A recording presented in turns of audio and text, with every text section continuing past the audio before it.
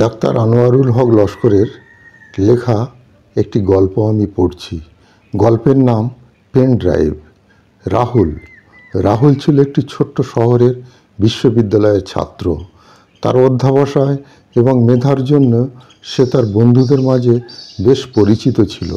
বিশ্ববিদ্যালয়ে তার বন্ধুদের মাঝে একটি গুরুত্বপূর্ণ পিপি ফাইল তৈরির জন্য সে ব্যস্ত ছিল। তার গ্রুপ প্রজেক্টের জন্য এই ফাইলটি খুবই গুরুত্বপূর্ণ ছিল এবং এটি একটি বিশেষ সফটওয়্যারের মাধ্যমে তৈরি করতে হয়েছিল।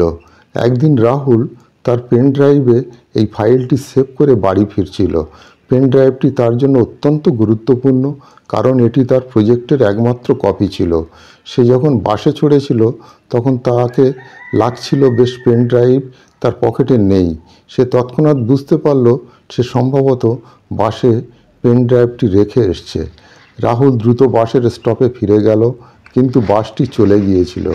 সেই বাস স্টপে দাঁড়িয়ে হতাশভাবে রাহুল ভাবতে থাকল তার প্রজেক্টের গুরুত্বপূর্ণ ফাইলটি তার হারিয়ে যাওয়ার পেন ড্রাইভে ছিল।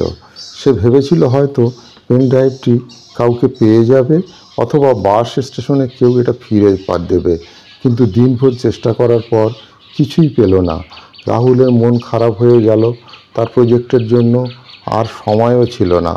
পরদিন রাহুল তার পেন ড্রাইভ হারানোর খবর জানিয়ে একটি বিজ্ঞপ্তি পোস্ট করলো এবং বাস কোম্পানির সাথে যোগাযোগ করলো।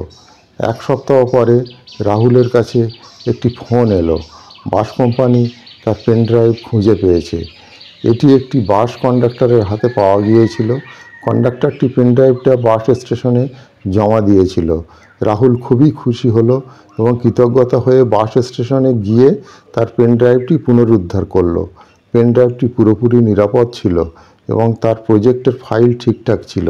এই অভিজ্ঞতার পর রাহুল বুঝতে পারল সৎ ও ন্যায়পরায়ণ মানুষ এখনও সমাজে রয়েছেন।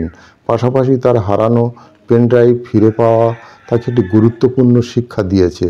কোনো কিছু হারানো, যদিও তা খুবই গুরুত্বপূর্ণ, কখনো আশাহীনতা হতে নেই। রাহুল তার গ্রুপ প্রজেক্টের এই ফাইলগুলো সঠিকভাবে জমা দিল এবং তার প্রজেক্ট সফলভাবে সম্পন্ন হয়ে গেল। তার প্রজেক্টটি বিশ্ববিদ্যালয়ের শ্রেষ্ঠ প্রজেক্ট হিসেবে নির্বাচিত হলো। এই অভিজ্ঞতার মাধ্যমে রাহুল শিখল যে কখনো হারানোর জন্য হতাশ হওয়া উচিত নয়। কখনো কখনো কঠিন সময়ে সামান্য বিশ্বাস ও ধৈর্য একটি বড় চমক নিয়ে আসতে পারে। পেন ড্রাইভের ক্ষতি থেকে সে এক নতুন শিক্ষার দিশা পেল, যা তাকে জীবনের নানা চ্যালেঞ্জ মোকাবিলা করতে সাহায্য করবে।